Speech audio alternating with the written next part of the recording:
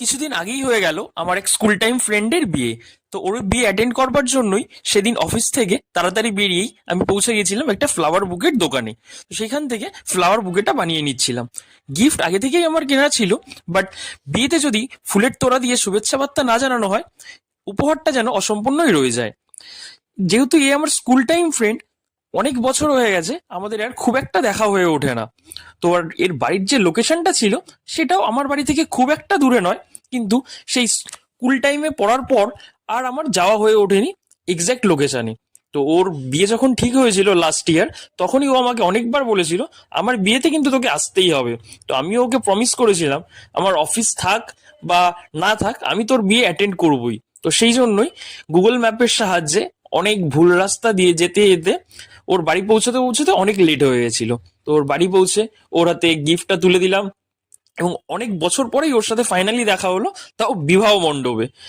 তো ছোটবেলার বন্ধুর বিয়ে, তো মনের মধ্যে একটা অন্যরকম আনন্দ। তো ওখানে গিয়ে অন্যান্য আরো ছোটবেলার অনেক বন্ধু বান্ধবদের সাথেই দেখা হলো। তো সেইখানে ওর পুরো ডেকোরেশনটা, ওর যে বিবাহ মণ্ডপ প্লাস পুরো বাড়ির ডেকোরেশনটাই তোমাদের সাথে শেয়ার করছি। তারপর এটা করতে করতেই আমি চলে গেছিলাম স্টার্টার কাউন্টারে। তো সেখানে ছিল রেশমি কাবাব, হরিয়ালি কাবাব, চিকেন টিক্কা কাবাব, পনির কাবাব, তারপর ফুচকা স্টল। এইগুলো স্টার্টার খেতে খেতেই হঠাৎ করে বাজির শব্দ শুনেই বুঝতে পারলাম নিশ্চয়ই বর এসেছে।